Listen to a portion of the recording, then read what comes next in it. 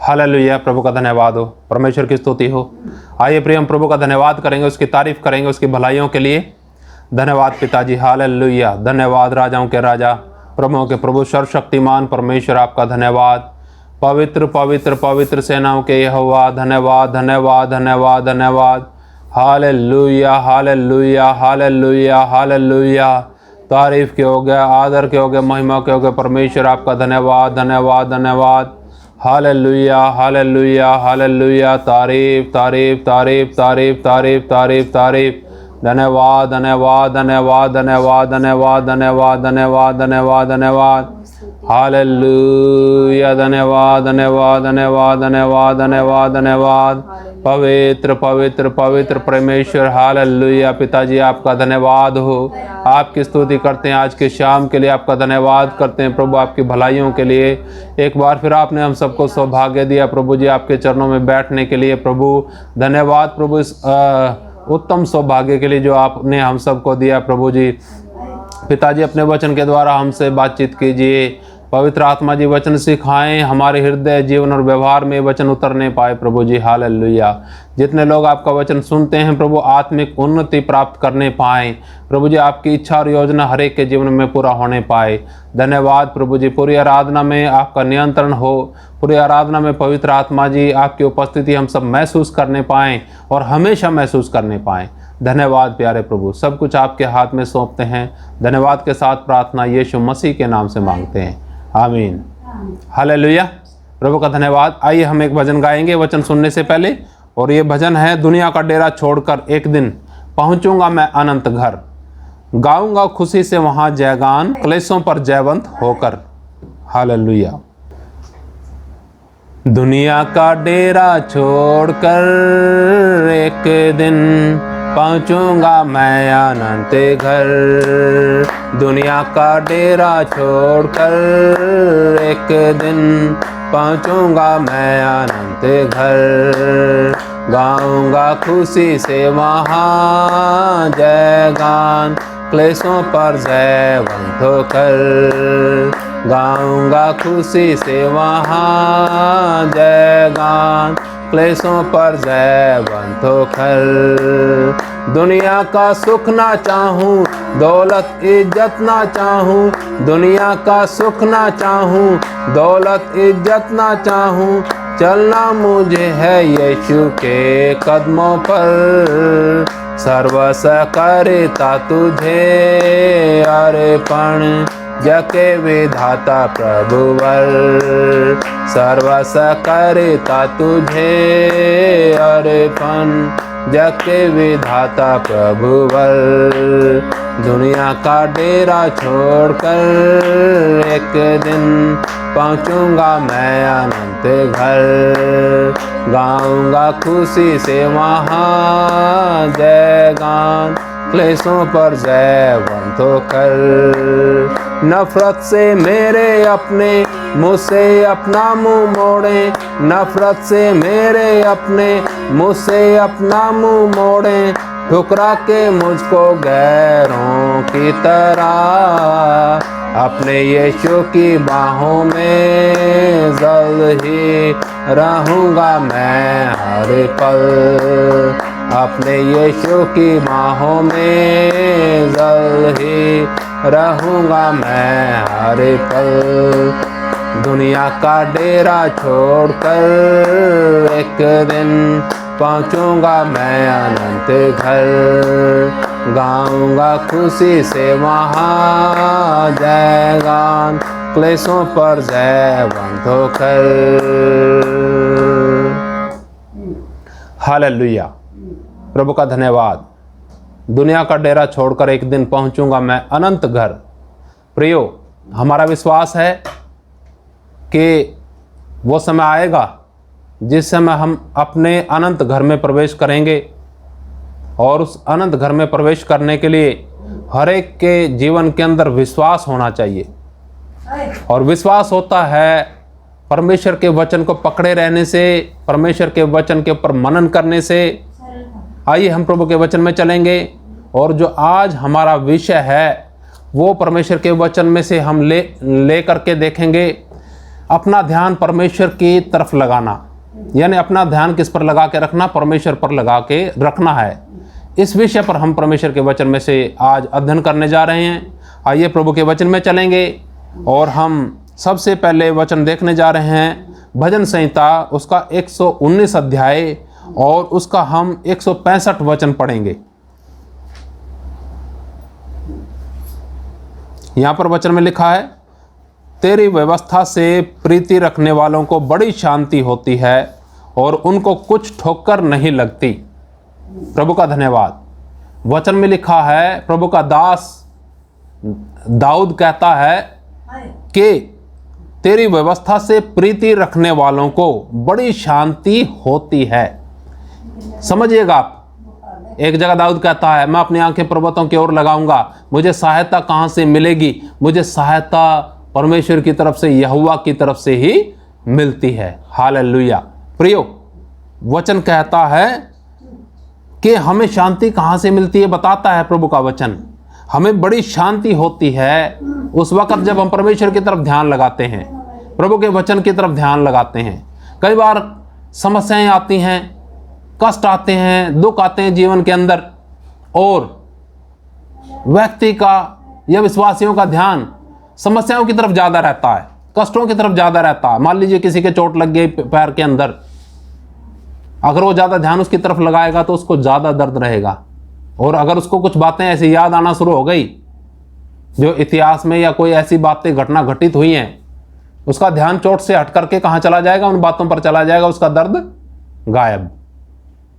परमेश्वर का वचन कहता है, प्रियो, अपने दुख और कष्ट पे ध्यान मत लगाओ, परमेश्वर की व्यवस्था पर ध्यान लगाओ, परमेश्वर के वचन पर ध्यान लगाओ, प्रभु की तरफ ध्यान करो। तब बड़ी शांति देने वाला है कौन? वही है। प्रभु का धन्यवाद। एक बड़े राज की बात है, एक बड़े भेद की बात है। बहुत कम लोग इस बात को समझते हैं। थोड़ा और देखेंगे वचन के अंदर। अभी हमने देखा है कि उनको क्या होगा? बड़ी शांति मिलेगी और उनको ठोकर भी नहीं लगेगी। ठोकर समझते हैं ना? ठोकर किसको लगती है? या तो उस व्यक्ति को लगेगी जो अंधा है, या उसको लगेगी जो लापरवाह है। और जब हम वचन सुनते हैं, उसकी व्यवस्था के वचन सुनते हैं, तब क्या होता है? जो अंधी आंखें खुल जाती हैं। और जब हम उसको, वचन को अपने जीवन में व्यवहार में इस्तेमाल करते हैं, तब लापरवाहपन भी जाता रहता है। इसलिए ठोकर का मतलब नहीं होता है। ठोकर का मतलब उन्हीं के लिए है जो लोग सुनते तो हैं, लापरवाह हैं, चलेंगे फिर ठोकर लगेगी, गिर जाएंगे। इसलिए ध्यान परमेश्वर के वचन के ऊपर हो, परमेश्वर पर ध्यान हो। और क्या करना है? अपने जो कष्ट हैं, दुख हैं, समस्या हैं, उससे ध्यान हटा के परमेश्वर की तरफ ध्यान लेके जाना। और थोड़ा पढ़ेंगे प्रभु के वचन में। आइए हम पढ़ते हैं यशायाह की किताब, उसका 26 अध्याय और उसका 3 वचन पढ़ेंगे। यशायाह 26 और उसका 3 वचन। तीसरे वचन में ऐसा लिखा है,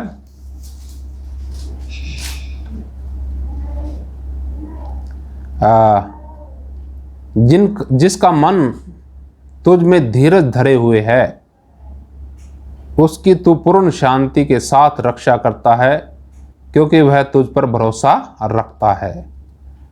प्रभु का धन्यवाद।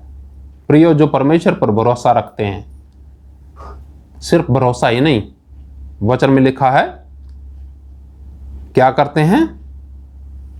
धीरज धरते हैं। विश्वासी लोग क्या करते हैं? बहुत से लोग, उनके अंदर धीरज नहीं होता, अधीर होते हैं, बड़े जल्दबाज होते हैं। धीरज धरेंगे तब क्या होगा? परमेश्वर क्या करेगा? शांति देगा। हालेलुया। तो वचन में लिखा है, जिसका मन तुझ में धीरज धरे हुए है, उसकी तू पूर्ण शांति के साथ रक्षा करता है। शांति भी देगा और क्या करेगा? वो रक्षा भी करेगा। परंतु विश्वासियों के अंदर आज के समय में हम देखते धीरज नहीं है।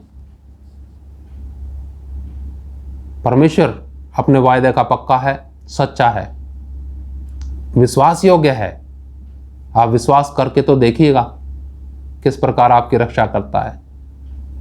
विश्वास करने का अर्थ ये नहीं होता प्रियो कि हम उसको परखने चले हैं, देखते हैं ऐसा करके वो बात हमारी मानेगा कि नहीं, ऐसा हमारे साथ करेगा कि नहीं, ये एक परीक्षा हो गई। विश्वास का मतलब यह है कि संपूर्ण मन से अपने जीवन को उसके हाथ में समर्पित कर देना और अपने आप को मान लेना कि प्रभु मैं हार गया, अब मैंने तो अपना जीवन आपके हाथ में सौंप दिया, बचाओ या मारो। पूरा समर्पण परमेश्वर के हाथ में जब हम करके चलते हैं, विश्वास करके, परमेश्वर नाश नहीं होने देता, परमेश्वर रक्षा करता है, परमेश्वर शांति देता है। तो प्रियो, जब हम उसका वचन कहते हैं उसकी तरफ ध्यान लगाना, उसका अर्थ क्या है? मनन करना। मनन किस लिए करना? ताकि हम उसको अपने जीवन और व्यवहार में इस्तेमाल कर सकें। और जब हम इस प्रकार से करते हैं तो हमारा उसके साथ आत्मिक संबंध बढ़ता है। थोड़ा एक वचन के अंदर और देखते हैं, और यह है पहला कुरिन्थियों उसका 6 अध्याय और उसका 17 वचन पढ़ेंगे। पहला कुरिन्थियों 6 अध्याय और उसका 17 वचन।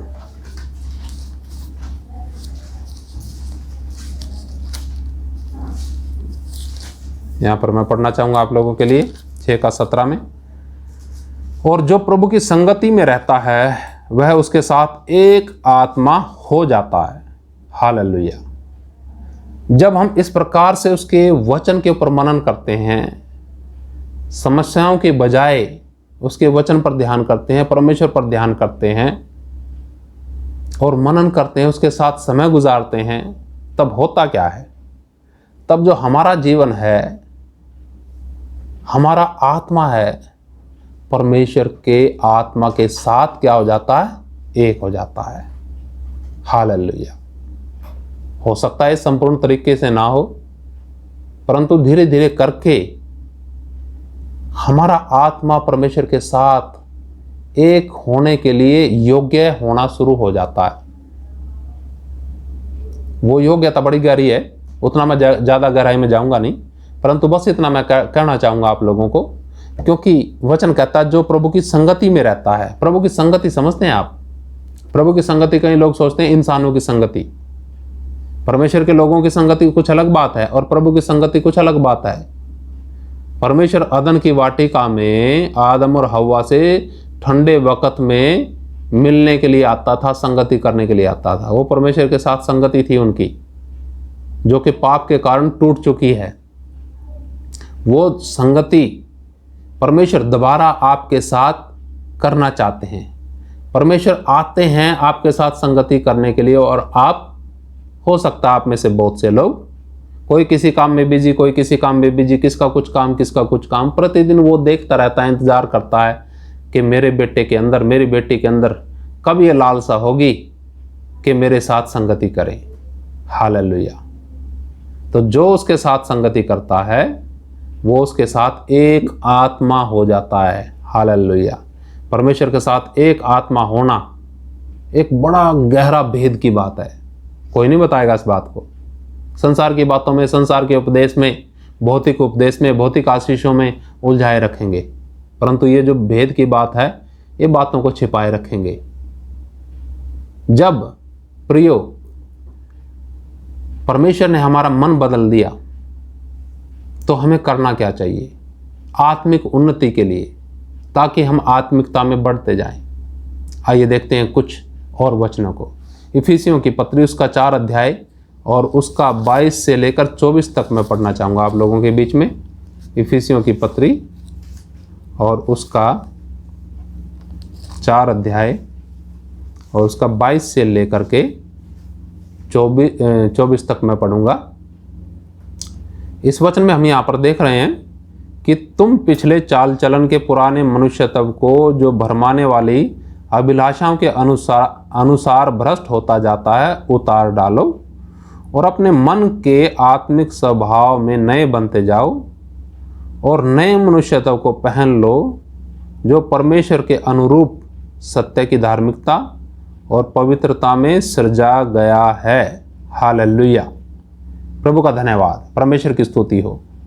प्रभु के वचन में लिखा, तुम अपने पिछले चाल चलन के पुराने मनुष्यत्व को जो भरमाने वाली अभिलाषाओं के अनुसार भ्रष्ट होता जाता है उतार डालो। एक मनुष्यत्व है आपके और मेरे बीच में, आपके और मेरे में एक मनुष्यत्व है, वो है पुराना मनुष्यत्व। उसको उतारने के लिए बोला गया। अब आप समझिएगा, ऐसा नहीं है कि जैसे हम कमीज उतार के रख देते हैं एक तरफ, ये मनुष्यत्व इस प्रकार से नहीं उतरता। कहीं सोचते होंगे शायद एकदम से ये मनुष्यत्व उतार के टांग दिया और खत्म। उसका मतलब क्या हुआ? उसका मतलब हमारे जीवन के अंदर कोई कमजोरी और कमी है ही नहीं, और जबकि ऐसा है नहीं। मनुष्य के जीवन के अंदर कमियां कमजोरियां रहती हैं, इसलिए तो सुधार की गुंजाइश है। वो व्यक्ति सुधरेगा ही क्या जिसके अंदर कोई कमी ना हो? उस व्यक्ति को जरूरत क्या है, सोचिएगा। परंतु हम सबको है जरूरत, सुधरने की जरूरत है, सुधार की जरूरत है। जब आप दाऊद के विषय में अध्ययन करोगे परमेश्वर के वचन से, तब आपको मालूम पड़ेगा कि कितना अद्भुत व्यक्ति था दाऊद। सुधरने के लिए हर समय तैयार था, दीनता हलीमता उसके अंदर थी। आज के विश्वासियों के अंदर तो बस ये रहता कि ना मेरे अंदर कोई कमी है ही नहीं, मुझे सुधार की गुंजाइश है ही नहीं। तो ये जो मनुष्यत्व है प्रियो, ये हमें प्रतिदिन उतारने की आवश्यकता है। एक एक चीज करके उतारते जाएं। हमने पुराने मनुष्यत्व के अंदर बहुत सारी चीजें पहनी हुई हैं, क्रोध, विरोध, फूट, विधर्म, ये सारा पुराना मनुष्यत्व है। इसको क्या करना है? हमें प्रतिदिन उतारना है इस मनुष्यत्व को। और एक मनुष्यत्व है और है, वो है क्या? वो है नया मनुष्यत्व, अविनाशी मनुष्यत्व, भीतरी मनुष्यत्व। उसको प्रतिदिन नए होते जाना है। वो कैसे नया होता जाएगा? वो नया होता जब जाएगा जब आप पुराने मनुष्यत्व को उतारने के लिए तैयार होंगे, समर्पित होंगे कि नहीं बस पुराना जीवन मैंने बहुत जी लिया, गालियां बहुत दे ली मैंने, शराबें बहुत पी ली मैंने, बीड़ी बहुत पी ली मैंने, चोरी बहुत कर ली मैंने, मेरी नज़रें भी गलत बहुत रही हैं, मारपीट मैंने बहुत कर ली है, नफरत बहुत कर ली है, बस काफ़ी हुआ। अब मैं परमेश्वर को इस प्रकार से समर्पित होना चाहता हूँ जैसा कोई बर्तन किसी मनुष्य के हाथ में, जैसे मर्जी मनुष्य इस्तेमाल करे उस बर्तन को। बर्तन की कोई मर्जी नहीं है, उसको इस्तेमाल करने वाले की मर्जी है। इस प्रकार से मैं अपने जीवन को परमेश्वर के हाथ में समर्पित करके जब चलूँगा, तब नया मनुष्यत्व मुझ में बढ़ने पाएगा। क्योंकि वो नया मनुष्यत्व कैसे बना है? लिखा सत्य है, और उसकी जो रचना कैसे हुई है? लिखा सत्य की धार्मिकता और पवित्रता में वो सृजा गया। सत्य कौन है? परमेश्वर, यीशु मसीह। उसकी धार्मिकता में और पवित्रता में वो सृजा गया, बनाया गया है, जो आपके अंदर परमेश्वर ने डाला है। वो कैसे, उसमें कैसे नए बनते जाओगे? वो कैसे बढ़ता जाएगा? पुराना मनुष्यत्व घटता जाएगा तो यह नया मनुष्यत्व बढ़ता जाएगा। पुराना मनुष्यत्व अगर वैसा का वैसा आपके जीवन के अंदर रखा रहा, तो ये पूरी गारंटी है कि आपके अंदर कोई बदलाव आएगा नहीं, और आपके जीवन के विषय में कोई गारंटी नहीं है। फिर कोई गारंटी नहीं है छुटकारे या उद्धार की, क्योंकि वही स्वभाव, मन नया हुआ नहीं। यहाँ वचन के अंदर लिखा है कि और अपने मन के आत्मिक स्वभाव में क्या बनते जाओ? नए बनते जाओ। कौन सी चीज है नया बनने के लिए? जब पुरानी चीज छोड़ देंगे तभी तो नया बनेंगे। वो नई चीज आ ही नहीं सकती जब तक आप पुरानी को पकड़े रहोगे। सोचिए, दोनों हाथ के अंदर वो है, क्या नाम उसका, सामान है दोनों हाथों के अंदर, और बस आ गई, आपने बस में चढ़ना है, सामान लेके चढ़ जाएंगे, एक हाथ तो खाली होना चाहिए कम से कम उसको पकड़ने के लिए, चढ़ने के लिए एक हाथ तो खाली होना चाहिए। अब सामान भी ले रखा है और चढ़ने के लिए भी तैयार हैं, तो गिरेंगे नहीं तो और क्या होंगे? गिरेंगे ही। जैसे बहुत से मसीह लोग गिर चुके, कारण क्या था? कुछ छोड़ना नहीं चाहा उन्होंने, पकड़ना चाहा नई चीज को कैसे पकड़ लेंगे? हाथ में नहीं आएगी वो, जीवन में नहीं आएगी वो, जब तक पुरानी चीजों को छोड़ते नहीं जाएंगे। प्रभु का धन्यवाद। और हम प्रभु के वचन में चलते हैं। इफिसियों की पत्री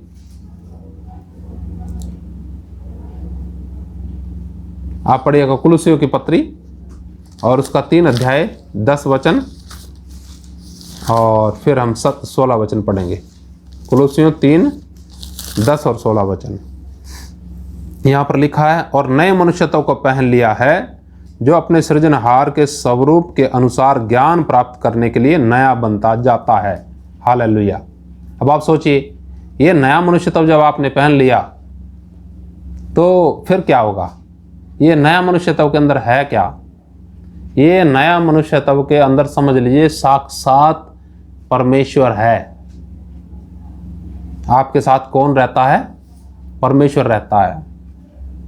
जब हम उसके साथ संगति करते हैं परमेश्वर के साथ, तो एक आत्मा हो जाते हैं। वो नया मनुष्यत्व हम में आ जाता है। इसलिए वचन के अंदर लिखा है, और नए मनुष्यत्व को हमने क्या कर लिया? पहन लिया है। वो नया मनुष्यत्व है क्या? वो नया मनुष्यत्व के अंदर जीवन है। ये नया बनता जाना चाहिए। जीवन के अंदर बहुत सी बुराइयां थी हमारे, परंतु जिस दिन यीशु मसीह के साथ मुलाकात हुई, उस दिन उन्हें छोड़ने के लिए कोई मुश्किल नहीं हुई। जिस दिन सही से पहचान लिया कि जो मोक्ष, जो मुक्ति, जो उद्धार कोई दे ही नहीं सकता, वो मुझे प्रभु यीशु मसीह ने दे दिया। मेरे पापों की पूरी कीमत चुका दी क्रूस पर। मेरे लिए मारा गया, मेरे लिए गाड़ा गया, मेरे लिए जी उठा। उस मसीह ने मेरे लिए इतना बड़ा कार्य कर दिया, तो कौन सी बात मुझे उलझा सकती है?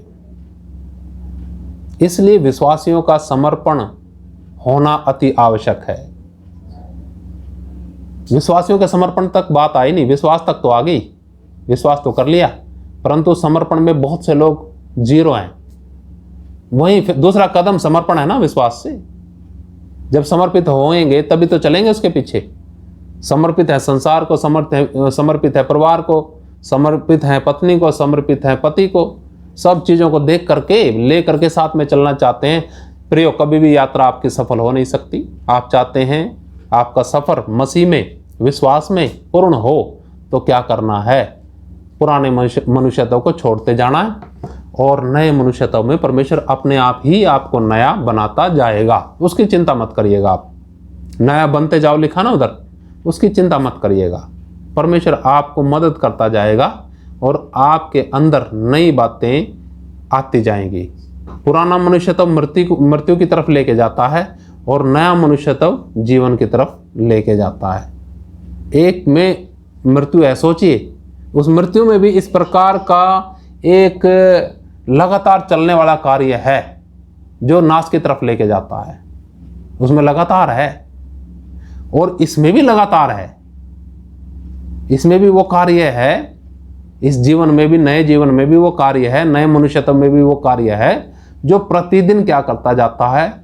आपको और हमें परमेश्वर के स्वभाव के अनुसार तैयार करता जाता है। हम में परमेश्वर का स्वभाव डालता जाता है, और फिर परखता भी है परमेश्वर।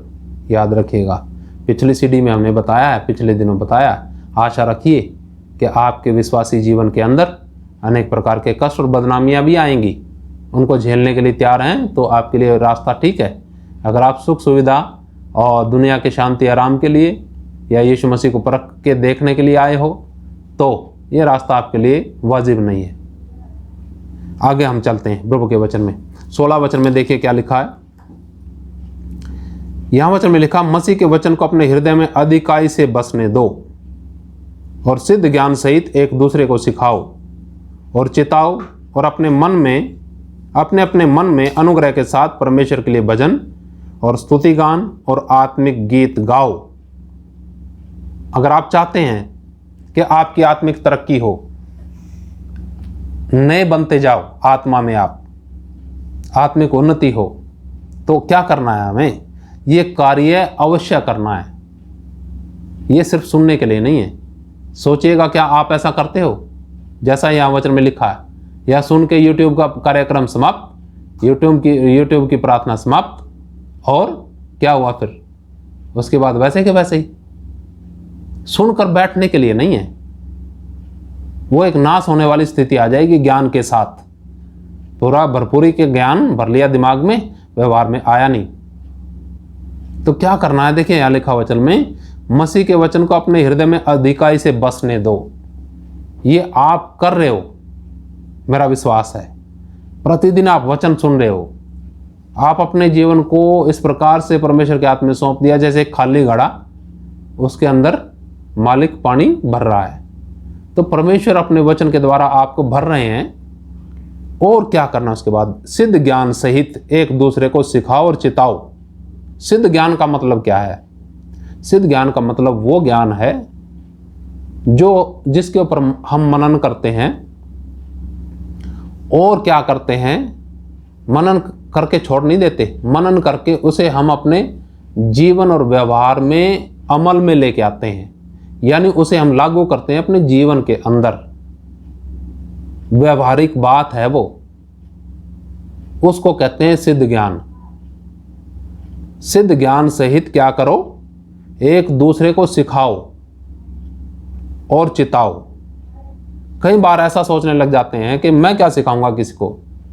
सचमुच वही नहीं सिखा सकता जिसके जीवन के अंदर है नहीं वो बात। सुन रहे हैं, आप देखते हैं बहुत से लोग सुनते हैं ना, किसी को जाके सिखाते नहीं, किसी के साथ बात नहीं करते।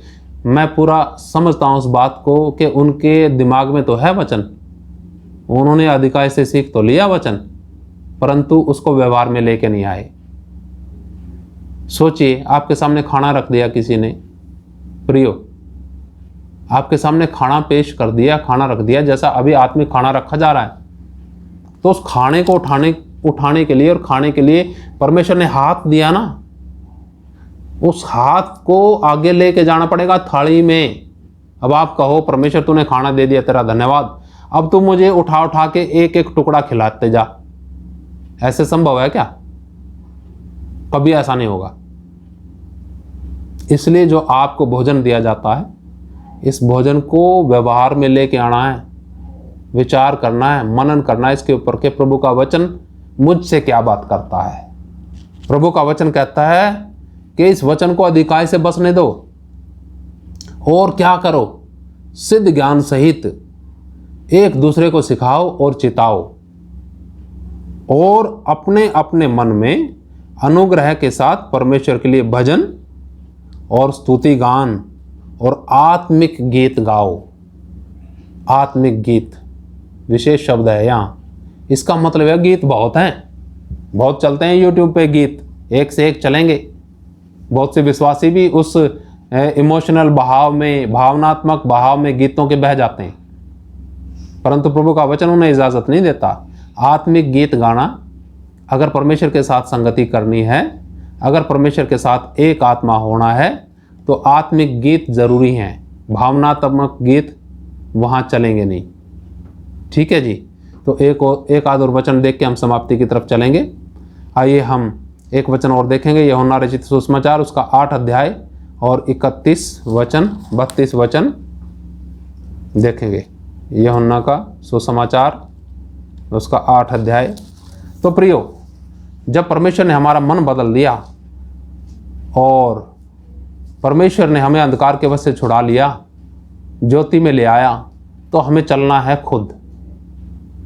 उसमें परमेश्वर का आत्मा हमारा सहायक है, उससे हम सहायता मांग सकते हैं, पर चलना तो पड़ेगा ही, उसको जानना तो पड़ेगा ही, उसके वचन के ऊपर ध्यान तो रखना ही पड़ेगा, ध्यान तो लगाना पड़ेगा।